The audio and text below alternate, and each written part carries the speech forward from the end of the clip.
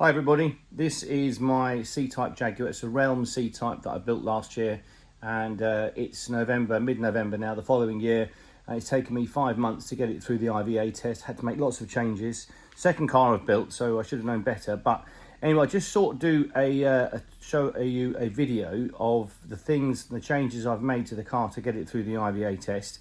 And if any of them can help, then great. If none of them help, then well, just have a look at my filthy, dirty car. So, lots of changes, lots of things you have to do for the test. Adrian at Realm and other people no doubt will give you bits of advice as well. This is what I did. Don't take it as gospel, but this is what I remember, and the car's fresh from the IVA test now, so hopefully some of it will be of use. Right, I was going to go around the car. It might be quite random, but we'll see how we get on. So first thing, car's jacked up quite high at the moment. I've got the suspension up quite high. I've wound the springs up tight. And that's to get the headlights and the indicators at the right height. I'm not going to quote any specific figures, because if I do, they might be wrong. If I do, then ignore them or look them up, double check them. Please don't take what I say as gospel. So, indicators are, I think, 350 mil off the ground, but don't take it as gospel. Check for yourself. So the indicators are high up. Same on the rear lights as well. I'll get around there in a minute. You notice also I've got wheel arches on the car, and the wheel arches are to allow, so because I've got the wheels on the car, the knock-ons, the knock-on, they can't have any protrusions from the side of the car more than X number of millimeters. Check it. So they're wheel arches all the way around. Again, the suspension is jacked up on the back. I've got these knock-ons here. They're not the eared ones. I think the other ones are called, because they're illegal. You can't have them for test.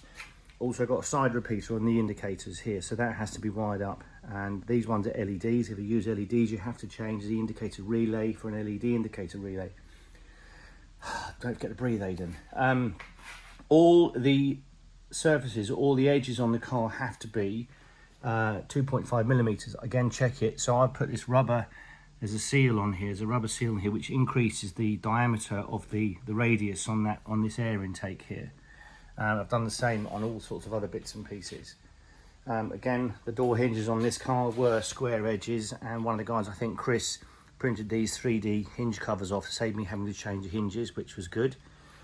What else? The door has to have a two-stage catch on it, so it has to go click, click, shut like this. And that's another IVA test part. Right, windscreen. Ignore the half moon, the Brooklyn's Aero screen I've got on there. That was just to drive it back from the IVA test and to make it a bit more pleasant. If you have a windscreen, you have to have wipers. If you have to have wipers, you have to have a squirter, a washer squirter as well, and an interior demister. So I haven't got a windscreen on the car. You have to have rear view mirrors. The rear view mirrors have to be collapsible. They have to move if you hit a pedestrian. So I've taken the other one off the other side, actually. I just started taking bits off the car. So yeah, the mirrors have to fold in. Now, I painted my car. I had an opportunity to paint it last year, so I had to make really clever changes really, so I didn't end up damaging the paintwork. I made these little brackets to bolt the mirrors on here. What else can I tell you? Right, moving on to the interior. Headrests. The headrests you have to have headrests, and they have to be a certain height from the seat. So we've got lower seat cushions on here, and the seat cushions are low enough so the headrest, I don't know the exact details. The guys at the test centre have got a very clever tool they use. It has to be the right height. And then it has to be, from the headrest, you have to have a clear vision for your eyesight as well to go through the windscreen, not above the steering wheel. Or not below the steering wheel, sorry. Steering wheel has to be rubber, and you have to be able to have a clear vision of all the dials as well. So at the moment I've got the steering wheel slightly canted over to one side so you can see the speedo. The label, everything has to be labelled on the dashboard as well. So the start button there you can see, and there were some labels here. I've taken that piece of foam off. There's an exempt area around the steering wheel. Everything has to be padded or, again, all rounded.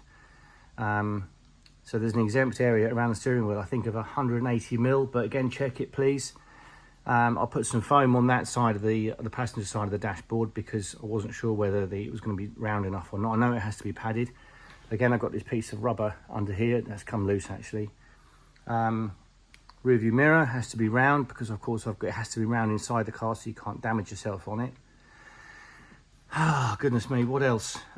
Inside, you have to have a reverse light. So if you have a reverse gear, which you will have in your car, and you need to have a reversing light. Now, if the reversing light doesn't come on, as mine doesn't, the reversing light doesn't come on when you put the car in reverse, you have to have a light. So I've got a light here, but that has to be illuminated to tell me the light's on. So I can't drive around with it on, obviously. Another thing is, more lights, is I've got a fog light here. You have to have a fog light. Now the fog light has to go on while the headlights are on, side lights are on. And when you turn the lights off, the fog lights have to stay off again. So it's like, this is a momentary switch. So lights are on, press the fog light on, fog light in the back comes on, and we turn the ignition off or turn the key, they turn the lights off, the fog light doesn't then come on again. This indicator warning light here, that light there is for the handbrake, and also it's a light to let me know if there is, if the brake fluid level is dropping as well. So it's quite involved. Now these are just the things I remember, but yeah, it's a massive document, and it's quite hard to get it through. It's changed a lot in the last few years as well. Right, what else can we show you? Right, again, another protrusion here. I had to change the Monza style fuel filler cap, so I took this off, and again Chris made this lovely 3D printed fuel, what do you call it, that cover anyway. Yeah, so that goes on there to make that nice and smooth, so there's no catches on there. You're going to move around to the back. There's my fog light there, and you have to have a number plate light obviously, and a reversing light.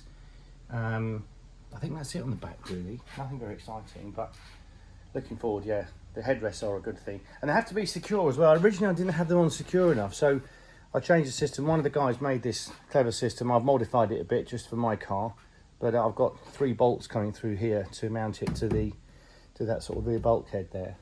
What else can I tell you? I think that's it on the outside really. Exterior protrusions. They had this very clever triangular thing that sort of goes under the car. And so if it acts as a child's body or a person's body or something, and if you, yeah, they use it to indicate, to see whether there's anything that's going to catch somebody. I put a little bit of filler in here just to fill that in. Oh, that's what I was going to say. On the mud guards, on these wheel arches rather, I made some brackets. I'll show you those in a minute. Underneath here, I've got an exhaust cover. The exhaust comes out the side on these cars, so there's an exhaust cover there, and also the tips on the tailpipe, as you can see, they're in here. We'll change the angle. Those actually put slightly shorter ones on as well too, just to pass the IVA test. Right, so over the bonnet one-handed. Hang on a second. No, there you go. Right, here's the engine.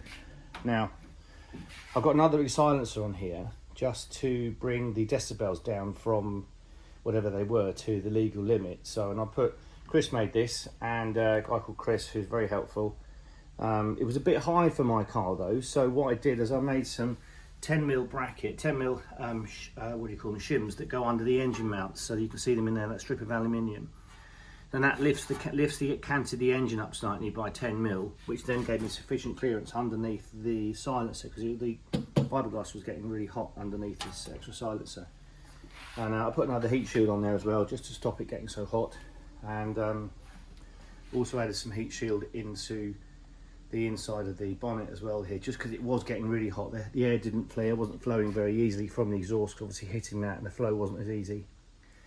The brackets, yeah, the brackets for these, what do you call them, wheel arches. So I painted the car, as I said, but I needed to mount the brackets on somehow, so I made this system here. I riveted these onto there, and then here I just used car body filler on the inside of the car, so I can then, once I take these off, this is the wire here for the side repeaters. Once I take these brackets off, I can just grind, not that I'm going to change anything obviously, but if I decided to, I can take these brackets off and then just grind the car body filler. I've done the same on the back. There's a better example. You can probably see a bit better how it works there. So I've not touched the bodywork, not touched the painted surface. That's riveted on that one there, but yeah, I was quite pleased with that. Headlight aim obviously has to be correct. Oh goodness, what else can I say? There's lots and lots and lots of things. It's a massive document. They checked the steering, the brakes. I really struggled with the brakes. The brakes were an absolute pain. It's a whole new system on here, so it's all Jaguar stuff. I've got huge, great big calipers on the front, as you can see. That's my hand. You can see they're massive. They're off an XJ6. This all Jaguar running gear. Jaguar back end as well, and the brakes on the back were binding up quicker than the ones on the front, so the back end was locking, and that's a fail. I put new calipers on, I put new master cylinder on, new pipe work, and oh, the list goes on. Just could not get it to work. What you can't have is an adjustable valve between the front and the back brakes. So if you have the back brakes locking up on this, the back end of the car light, even with me in it and full tank of fuel, still light, still locking up. But you can't have an adjustable valve. You can have a valve, but not an adjustable one. And I bought a handful of different things. I bought this Wilwood one originally, that it's adjustable, so you can't use it.